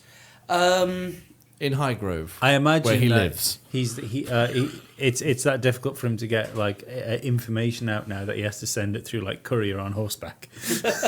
Someone turned up with a scroll. Carrier pigeon, it's a literal Twitter. But Vijay Mallya has tweeted, "Our policy of no team orders continues, but I will specify guidelines to achieve the best team result." Yeah, because they got 5th and 6th. Yeah. Bob Fernley has said today that the team are going to go through the footage of the closing stages of the race because Ocon felt that Perez had defended too hard against him. Which was right. Yeah. Ocon's correct. What did they have no eyes on the day? But That's weak, that, isn't it? Let's be honest. the problem here is Well, no, they were all out the back of the garage sort of waiting for the owl to come down with their arms out. I was like, come on, Yeah. come on. Waiting to see which one it landed on. With the message from VJ. there was joking there, wasn't Yeah, there? no, not really. Jeez. What I was about to say before all of my enthusiasm was ripped from my soul. Well, that's bullshit. You don't have them for starters. Didn't say heart. Yeah, where was I? Oh, Force India. What was I going to fucking say? That don't know, you're fucking talking about sideswipes Force India. me. Come on, Lee, spit it out. Did they not have eyes on the day? Weren't they Oh watching shit! what was going right, on track? here we are. The issue is. Good God, that I'm so sorry, with the listeners. fucking it's not my fault. I was fucking derailed. With the amount of money Perez has got coming into the team, which I think is what you might see with fucking Williams and Stroll, to be perfectly honest, coming up, is Massa, Lance is faster than you. he's too. No, he's not. That's wrong. He's 4 laps down. I'm in third. Well, at one point, Bottas was a lap down, wasn't he? But that was a lie. Anyway, sorry, Lee. Yeah, Perez is obviously more important in that team than his bosses.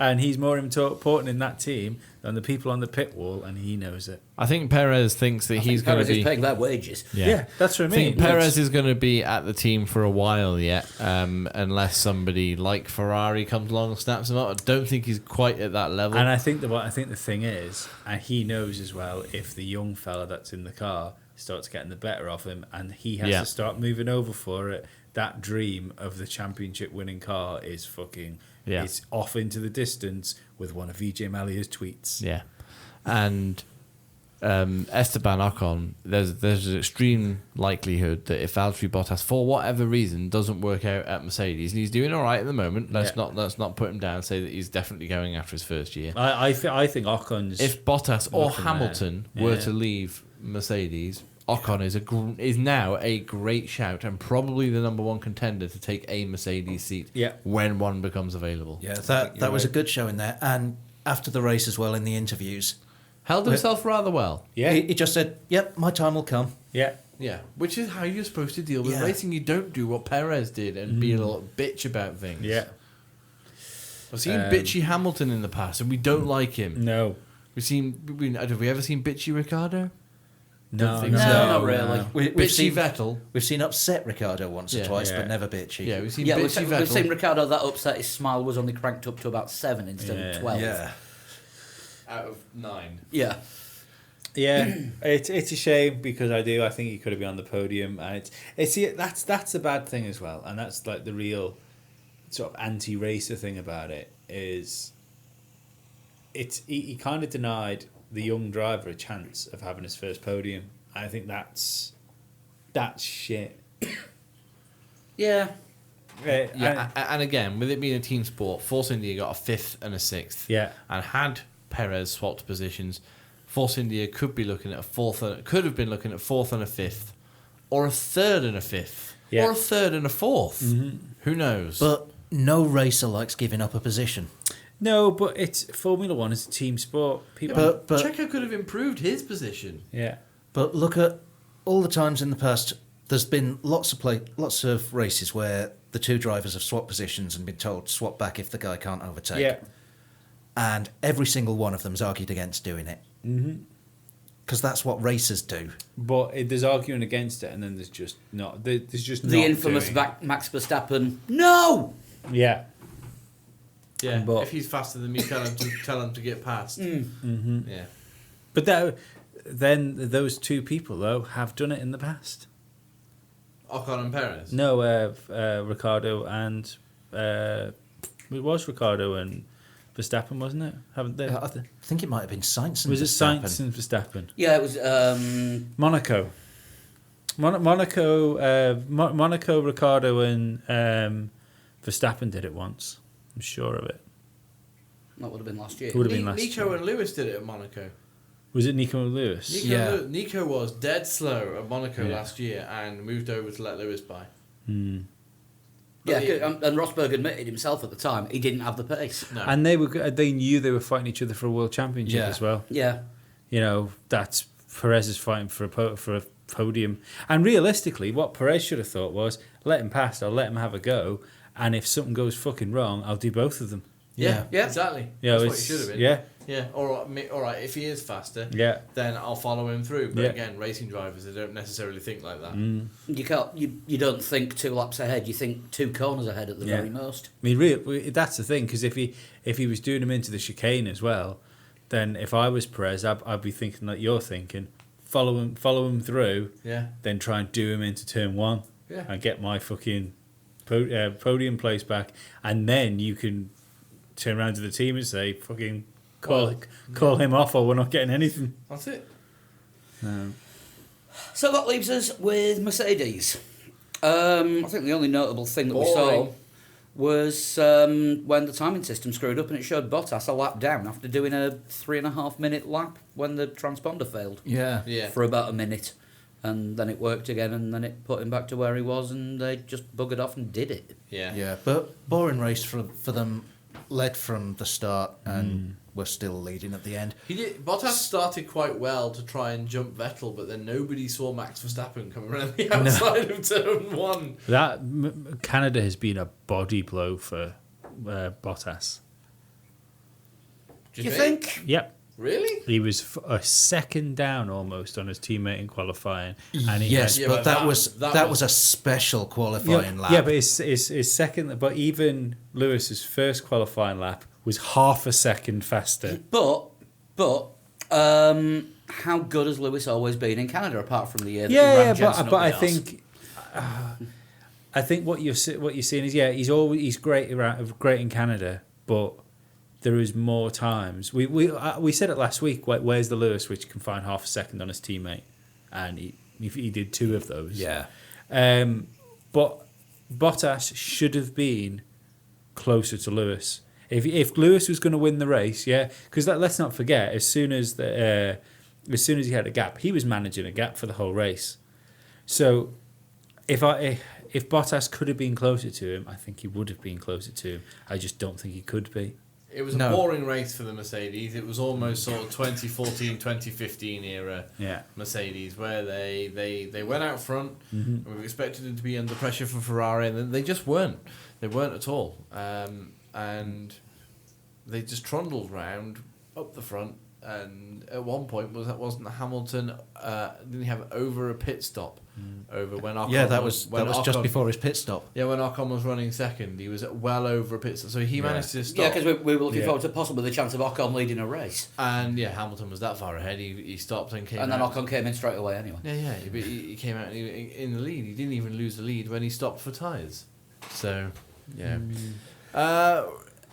You can't fault Mercedes. No, for that. that's literally what I was about to say. You can't they, fault they turned up to get the top 2 steps on the podium.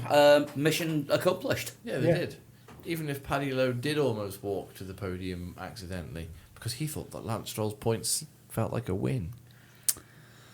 Or, as you said, he thought he was still at Mercedes. That was Lee. Was it Lee Lee? said that, yeah. They did. Lee thought that he was still, Lewis's best friend. But on the whole, great spectacle. Great Grand Prix and fantastic racing from 4th backwards. Yeah. Yeah. But it is a bit of a shame when the top 3 drivers, who are the ones that get interviewed in front of the world, don't have much to say. Yeah, at least with Patrick Stewart, though, so. Yeah, Patrick Stewart lightened it up quite well. So, what do you reckon? Brian Blessed for the British Grand Prix podium? Oh, please, I would love that. I would love it if Brian Blessed was doing the interviews. I don't know if he's a racing fan, though, is he? No, he's more into mountaineering and... Fair enough. I don't know. He's into anything, isn't he? Just long as you give him a brief. He's posh and British. That's usually the sign of a He's racing. not posh. He's from Huddersfield, same as Patrick Stewart. Is he? Yeah. Well, Patrick Stewart's pretty posh. No, he's an actor. Yeah. He's a rich actor. That but he sounds pretty posh Yeah, but to he grew- me. He was a captain. He grew up in a council house and his brother's a bus driver. Dude, well, just where you begin doesn't necessarily dictate where you end. So he knew posh. Yeah. Alonso's been in the points a few times. It didn't dictate where he was going to end. Correct. Yeah, I can't argue with that. News of what little there is. We have our story, I believe. Well, there is Well, there's a little bit of a story there leading is on a from story. last week's story.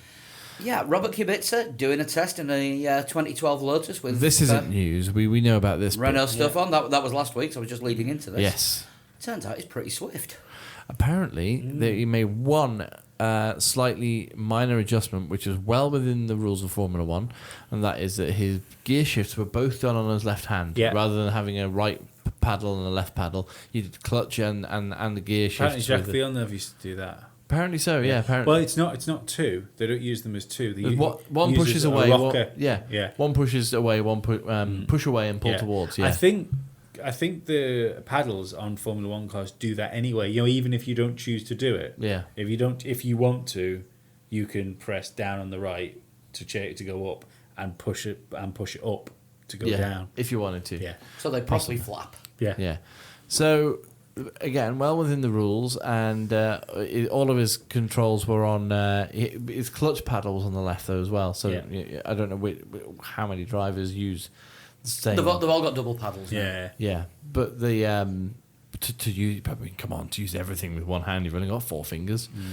Although, admittedly, with a Formula One car, you don't need a clutch. Yeah. Once you start driving, it's only literally for pulling away. Kubica was faster than the other Renault driver testing that day, Sergei Sorokin. And he's done a lot of testing. Yeah, It's well, Kubica did 100, something that I didn't quite take in the gravity when we were talking about this last week. 150 laps. 115, I think it was. No, 150. I was 150. Two was it? races. 2 race distances Yeah. in one go. Yeah. So he's got the fitness. Martin Brundle did He's got the speed. Martin Brundle did bring this up, saying that 150 laps in a, what was it, 2010? 2010 Formula One car doesn't necessarily mean that he could hang on to one of the new cars. No, right. but he's done Formula E and he's done GP3 and he's been moving up. Oh and yeah. I'm surprised because, like I said last week, I thought it was a thing that was done as a half PR, half sentimental value for the team to let him have a test in a Formula One car. And the number of laps he's done looks a Phenomenal. lot more solid than that. But I actually think it was 115, not 150. I thought it was 150. I'm pretty sure. Sorry, it was 150. Was it? It was 150. Yeah. But Damn near 2 race distances. Yes. The top and bottom of it is that it does appear that Renault were testing 2 Formula One drivers, and not it just being a jolly day out for people. Because we've spoken before about how probably unsafe Julian Palmer's seat is for next year. Oh, he's not going to be there next year. I don't know who's going to have it. I think Renault probably want it to be Alonso, but that's just not going to happen now. I think them saying they couldn't build him a championship winning car next year kind of put the mockers on that. Yeah, they probably should have kept that to themselves if they wanted him. No, I think that was clever power play by Renault a little bit. So we can't build a championship winning car. Might better be able to do a race winning car though if you want to come along and win a couple of races for us. That might tempt him in. I don't think that's what they said though. Privately they may have done. Yeah, Maybe. I think it's for Alonso. It's a lot better that they say now it's not going to be a championship winning car than once he's on the grid in Melbourne. It won't be a championship winning car at the start of the season, but it might be at the end. No! I've been here before. But that Stoffel's just won the race. But this time I'm yellow. See, that's going to be the thing, isn't it? Alonso and Button are sort of still involved in the same team. When both of them are nothing to do with McLaren, they'll start winning. Yeah. I still don't think it's beyond the realms of possibility that you see Button and Alonso back in the car next year if there's a Mercedes engine in it and Stoffel doesn't pick himself together. Because I think if there was a chance of Alonso winning being up there at least in the mix, and he's got any say of who's next to him, I think he would think that a more competitive driver than Van Dorn is probably going to be more helpful in the long run. Yeah, maybe they'll K-Mag Stoffel and then stick him in the Sauber, just give him to Honda and say do what you want with him. Fucking do a severance. Yeah, have the gimp. Rubens Barrichello. What have we got next? It says total shunt on this piece of paper. Just quickly, nobody said then whether they actually thought that Kubica was going to go to Renault or not. I want to know if he does another test or not. I think Paul and Dan had a bit of a theory on this yesterday in the blog room. He's done enough laps to be eligible for an actual young driver test. Actual F1 test. Right. Okay. But it would be a experienced driver, so it would come off the allowance. Yeah. Of experienced drivers versus young drivers in the test. So they could slap him in over a weekend now. They can't put him in for FP1 yet, can they? No, they can. If there's a test after Hungary. Yeah. Sean was explaining this to us yesterday. There's a test after Hungary, which he has now done enough laps to qualify to do. Yeah. Which, if he then completes enough laps in the Hungary test, he will get his super license back, which will mean after Hungary he will qualify to take part in FP1. It would explain why he was fucking packing the laps in, wouldn't it? Yeah. Renault described it as a condensed Grand Prix weekend. I think if we see him in FP1, then that's a really, really strong sign that he might be in for a Renault seat. Yeah, the thing is, if he's as fast as he always used to be, If he's not lost his speed, despite the fact he might have lost some dexterity in that right hand, then why? Okay, fair enough. He's 32 now. Why wouldn't you put him in ahead of ahead of Sergei Sorokin? As you said last week, Formula One drivers have had massive accidents and massive surgeries and come back in the past. Yes. And I said you were wrong. Now I'm not sure if you were so wrong. Kins. Possibly. We'll see. So you've upgraded from negative to neutral. Yes. Twice in 1 week. This is a record. Yay, I'm neutral. No, like I said on my Twitter, I'm usually right. So if I'm going to be wrong, I would like this to be the exception that proves the rule. And of course, you were wrong about Max Chilton all the time. Yes. Was I? Well, you tweeted that you'd always liked him during the Indy when it looked like he could win if it finished Oh, I under a was safety fucking car. delirious. I had the flu. Goddamn left-turning flu. Oh, I need to shut my laptop now, don't I, for total shunt? Let's be organised. Tell us who sent it in first. I don't know which one I was going to do. Finn Wilson? Yes. Regular Formula League competitor. The other question is, did Mike McPherson get his one through to you? Because I sent him your email address in the last few days. Email address. Have I got one through email? You might have one on email from Mike McPherson. I will look at another time. Mike, Our fellow Scotch enthusiast. I look at my email like once or twice. Good taste in scotch. And great Formula One fan. Yeah. Once or twice a year, I look at my emails. In that case, check your email because you might have one on there from Mike. Yeah, but Mike, because it's handy to keep them on the same place. So if you can tweet me like in a PM, that'd be grand. Right. In the meantime, We're following on from a Patreon podcast conversation. oh no, I think I know what's coming here. Do you? Do you want to guess? No, I'm going to see if I was right or not. Dwarfs? That makes me want to change it to what Paul hates. I'm not sure I can remember all of that right now. What, Led Zeppelin? No. All Lynyrd Skynyrd? You do hate Led Zeppelin, that'll do. No, stay away. I'm just watching him. Denied. There's a shunt on the wall, and he wants to be sure, 'cause sometimes all the clues he gets are wrong.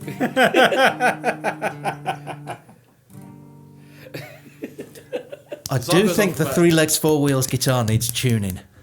No. It's Honda gave us that guitar and it's perfectly fine. Can't we get Ilmore to tune it? It's the building that's the Cosworth, problem. it'd be cheaper to ship it to them. He's used all his allocation of strings as well, so if he Replace the string, I get a 5. if he puts new ones on, he gets a 5-question penalty. Yeah. Right, phones I down. am a world champion in my chosen motorsport. Well, that narrows it down. It So does it's actually, not a darts because player. most people. Most people aren't a world champion at any kind of motorsports. Yeah. Yeah, okay. I'm not. All right. Okay. We are going to need a second clue. So in their chosen motorsport, Unless it's motorised darts. That What? would be awesome. sorry, Lee, carry on. I have won the Ayrton Senna Memorial Cup. I have heard of it, but I couldn't say what discipline it's awarded in. Believe that it's, and I might be wrong. I believe that it's a karting event held in Brazil at the circuit that Ayrton Senna built himself. Not physically by himself, but he designed, Commissioned and designed. Yeah, commissioned, designed, and paid for himself. In my I could be wrong. Ooh, Sorry, carry on. In my one and only season of British Formula 3, I finished... Oh, no, I didn't finish. That's not what he said. I took 3 wins. My one and only season in Formula 3. I took British 3 wins. Formula 3. Finishing 3rd. That's I got all tongue tied there because it was I finished Finishing, 3rd in British finished. Formula 3 with 3 wins. A lot of threes. So we're looking for a driver who came through after 1994. Yeah. Otherwise, it would be the Ayrton Senna Cup rather than the Ayrton Senna Memorial Cup. Yes. I don't know why I find that funny. It's logic.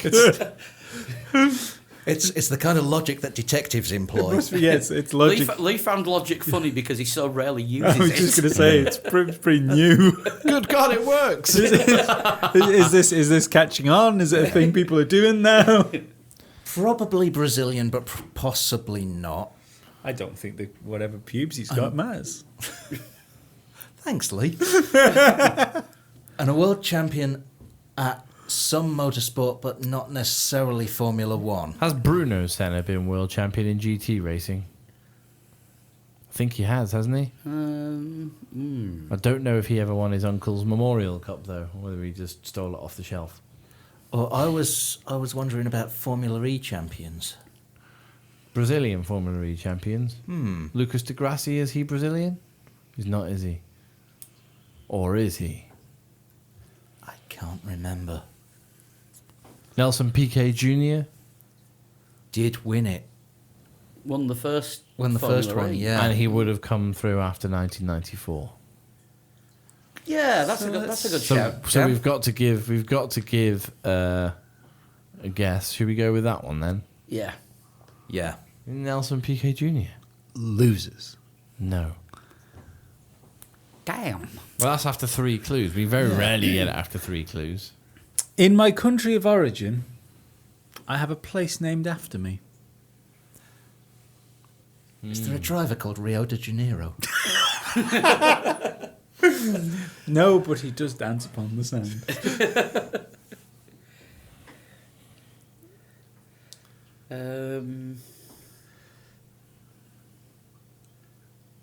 I have a place named after me. I am very confused right now. I will clarify that is a place as in an area, not the fish. Right. If the place named after him is a world of disappointment, I also did not state whether this was a fictitious place or a real place. still could be. I have Lance Stroll's chances of winning. Yeah, we'll go for another clue, I think. In my Formula One debut, I scored a point. Oh, sorry. In my Formula One debut, I was looking to score a point before my engine blew up. Well, that rules that out because I was when he said I scored a point, I was thinking Mark Webber. Scored 2, I think, But on his he debut. didn't. But he did score on his debut and didn't have a blow up. I was looking to score a point in my Formula 1 debut when my engine blew up. Oh, I think I know. Let's go for another clue, and I've got a thought. I have a thought here, but Are you thinking of Belgian? no. You're thinking about a British Formula 1 I'm world thinking champion? about a British Formula One world champion I think I know who you're thinking about. from the Somerset area. I think I know who Lee's thinking about. Lee's All always the thinking time. about. I have driven for 7 Formula One teams. Williams, Benetton, Honda, BAR. BAR, Braun, McLaren. McLaren. That's 6, unless we're missing one.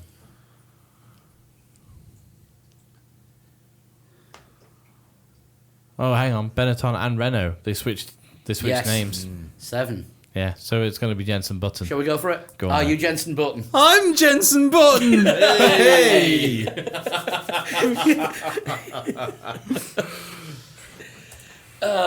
Nice one, Finn. Very Yes, good. thank you, Finn. Nice one, Finn. Just so You've could made say- Lee very, very happy. Yeah, My, for a few minutes, Lee was Jenson Button.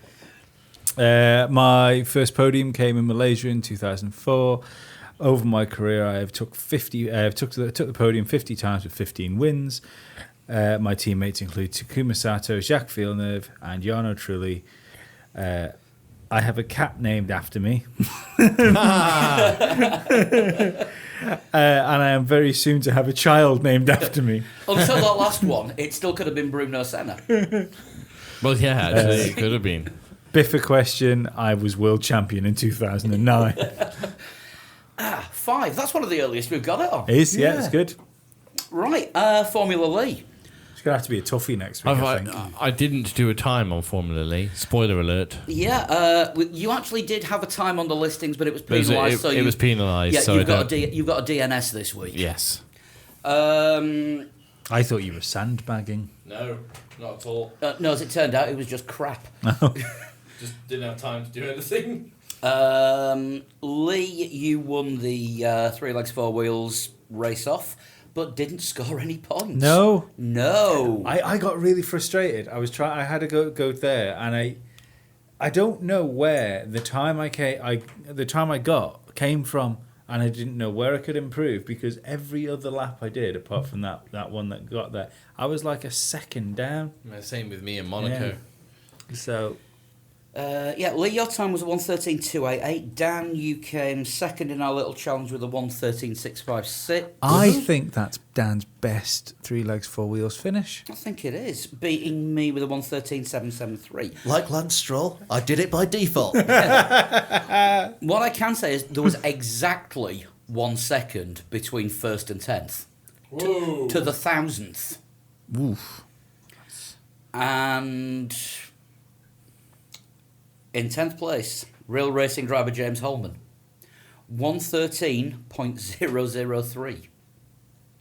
Good time. That is bloody quick. Luke Nipper in 9th, regular podium challenger. 1:12.907. Darren Entwistle in 8th, 1:12.888. Pete Bull with a 1:12.721. Ben Clubb making his return to the top 10, but we don't talk about Ben Clubb. No. First rule. 1:12.709. Chad Wilkes, 1:12.471. He was worried that he got his entry in late, which he hadn't. He had about 6 hours to spare. Dave Flynn just missing out on the podium this week, 1:12.454. Third place, Freddie Brunner, 1:12.320. Second place, this week's total shunt question setter, Finn Wilson. Oh, Good man. 1:12.280. So, guess who's won? That'd be Jeff Sharp then. Yep, with, obviously, if there's an exact second, 1:12.003. Jeff Sharp's cleaning up, isn't he? Yeah, Jeff, you are completely destroying everyone, and He wants to send a total shunt question, and he can get the 3 legs 4 wheels Grand Slam. yeah, fastest lap and pole question position. As Jeff said, I was trying so hard to get into the 1:11s, 3,000th of a second. Stupid game /track/day/life/world. I'm not sure it'll be enough though. We've all felt like that. So well done, Jeff. I will sort the prizes out, courtesy of Ultraflix and Apex Racing Manager. Mm-hmm. For those they will come through in the next couple of days. I'll send requests out to Finn and Freddie just to confirm their email addresses, and we need to know what we're doing in Baku. Well, we all had such fun in Monaco, didn't we? Define fun. We all got wet, didn't it? Yeah. Oh, there's that big long straight and Wet. yeah. Wet, Baku, Sauber. I hate you. Wet Baku Sauber. Yeah. What time of day? Doesn't matter, because you can change it. So right. set it to what you want. I actually did a little test on that the other day. It doesn't seem to matter on the time. So obviously, track temperature is not a game mechanic. Right. Yeah. So the only thing that changes is visibility. So set it to afternoon. Yeah, at least it'll be a bit lighter. Yeah. So, wet in a Sauber Yeah. in Baku. So we haven't used a Sauber yet, so I think that's all the cars now on the game that have been used. I think so. We used it. We've managed it, haven't we? We have. Manor in Mexico in the wet. Manor in the wet in Mexico. That was one where the whole world wanted to punch you in the face. Yeah, I gave up on that one. I've got a funny feeling that no one's going to be happy with this. Wet Baku. Yeah, wet Baku's going to be pretty fucking horrible, I think.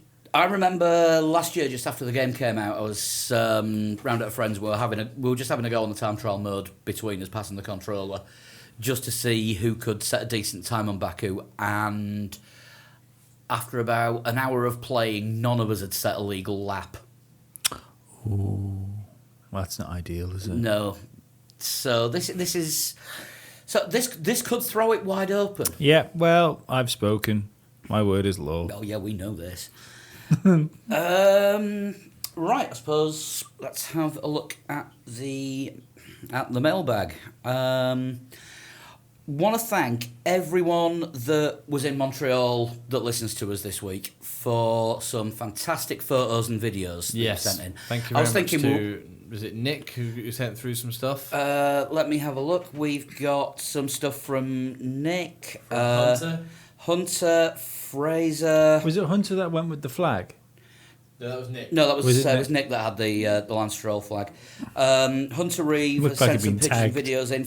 Fraser Bird has sent a load through as well. Lots of people that were there. Joseph as well, some from him there.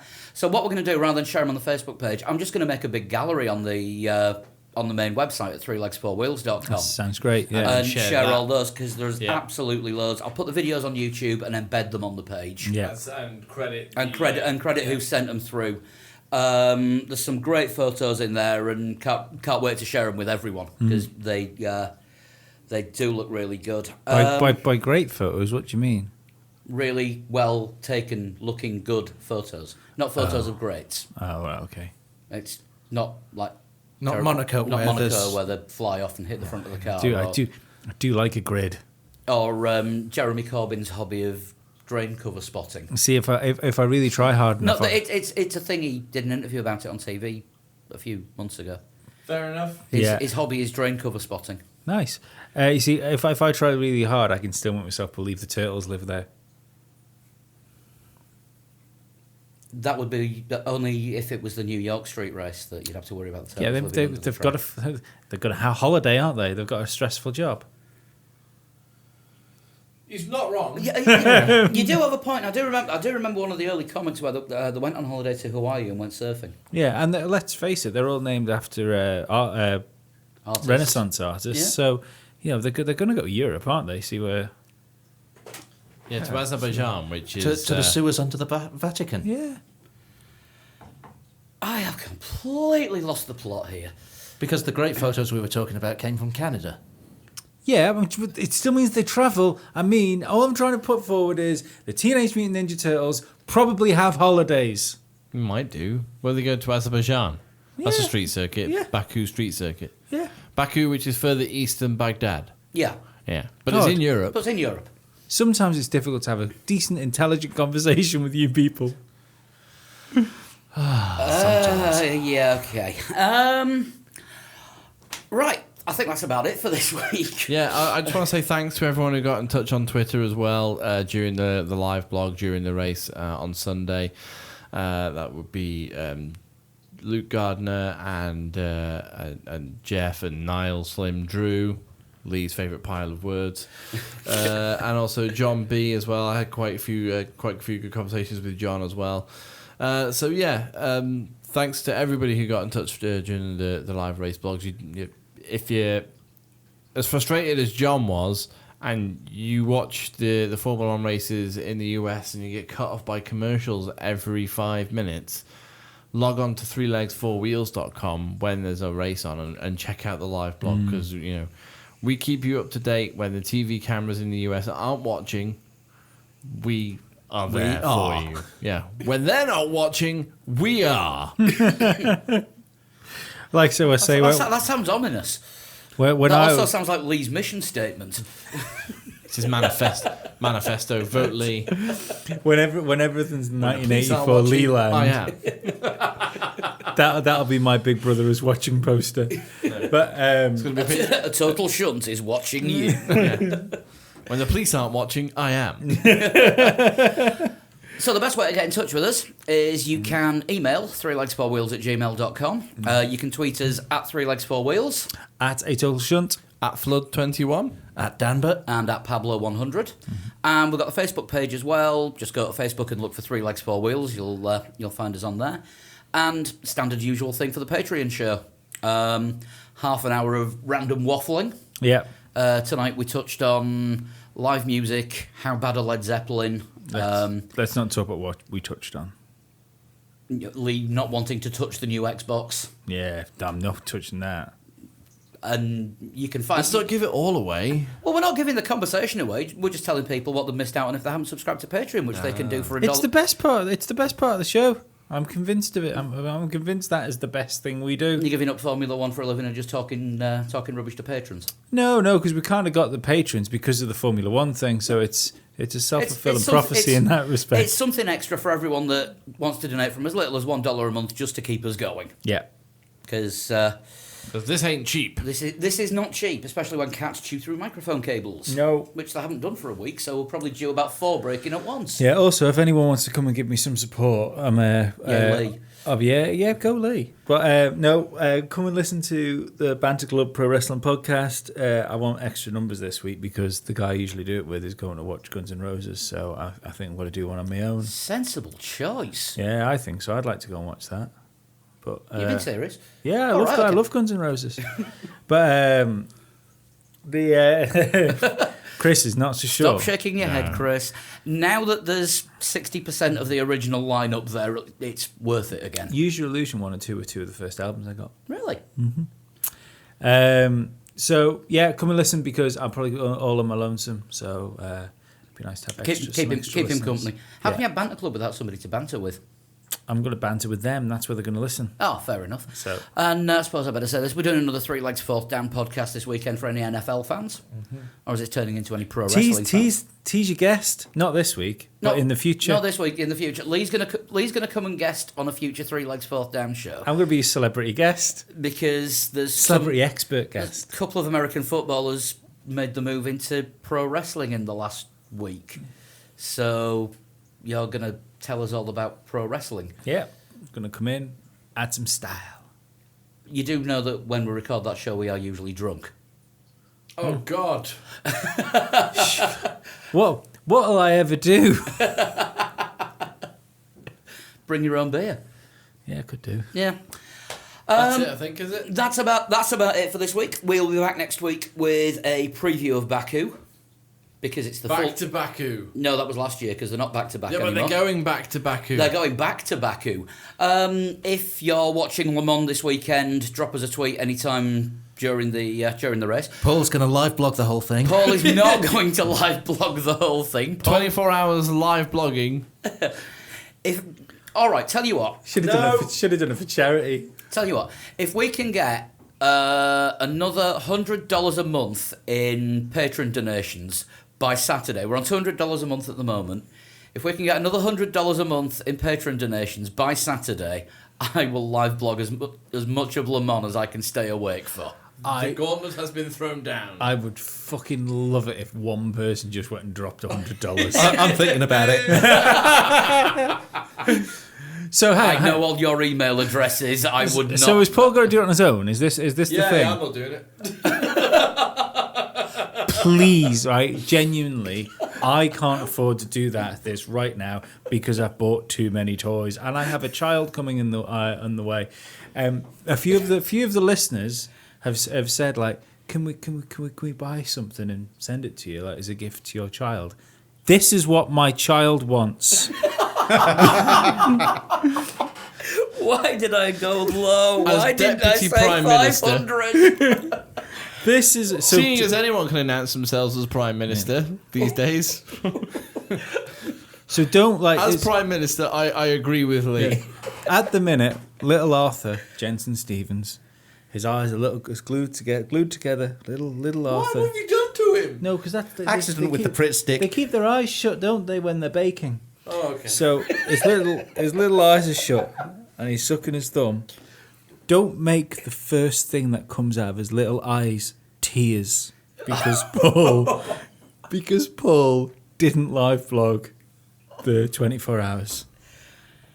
Together we can make this happen. This isn't a vote for me. This is a vote for all of us. I'm sick of elections and politics. We want a strong and stable live blog. If I'm constantly live blogging for 24 hours, there will be nothing strong or stable about me. I mean, see, right, there's fucking loads of views. All of you, you're easily clear if all you put $1 in. Put 50 cents in each. But if every one of you's put 50 cents in, he'll have to live vlog the fucking year. I am changing Patreon so the minimum donation is $10,000. I bet you still get them. Elon Musk is listening and go, yeah, well, okay, deal. That sounds reasonable.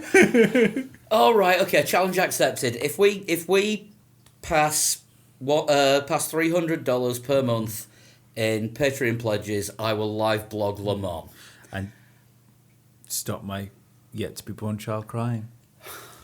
You've got to do the heartstring tug somewhere, haven't you? I tell you, I deal in cold, hard facts. It's not my problem. I am just a truth conduit. Truth conduit you. We'll see you next week if I survive the weekend. Bye-bye. Would you stream it on YouTube? No.